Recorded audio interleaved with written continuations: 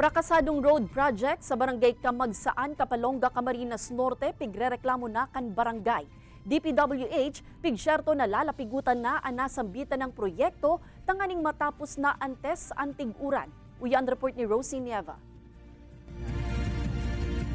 Nagdulok na sa sangguniang panlalawigan ang mga opisyal kan barangay Kamagsaan, Kapalonga, Camarines Norte. Inihuli sa proyektong Patinampo na haros matulong taon na subuot puon kan puunan, alagad hasta sangunyan da ipa natatapos. Maski kaya ang mga residente, agrangay naman ang nasambitan ng tinampo, urog na taapektado sinda tuyong nagpupuon ng magusi nin mga produkto. Apwara sa naging malaboy ang lugar tuyong nag-uuran, delikado man ang mga nakaharang na materyales na ginamit kan kontraktor.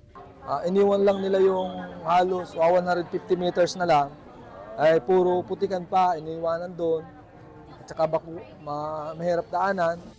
Sigaw sa DPWH, apwara kaya sa naghaganin extension ang kontraktor sa regional office, igwapanin sarong pigigibong tinampo sa inotan kan barangay na kaipuhan na enot na matapos. Makukompromeso kaya ang kalidad kan tinampo sa barangay Kamagsaan kung aagihan man sa naini kan darakulang lunadan na madara ni mga materyales pasiring sa nasambitan ng proyekto. Hindi po natin pwedeng isacrifice yung quality po nung ito Kamagsaan. So, medyo na-delay po, talagang na-delay po tayo ron kasi po tinapos natin yung ito Kamagsaan. Sa ibong kaini, pigpapahidali na kan sangguni ang panlalawigan sa DPWH ang tinampo sa Kamagsaan nganing da inaabutan nin tig-uran na pwedeng maging rason na naman para maprakasar ang konstruksyon kaini. Kailangan po nilang matapos kasi yung mga produkto po ng mga farmers natin ay doon po dumadaan.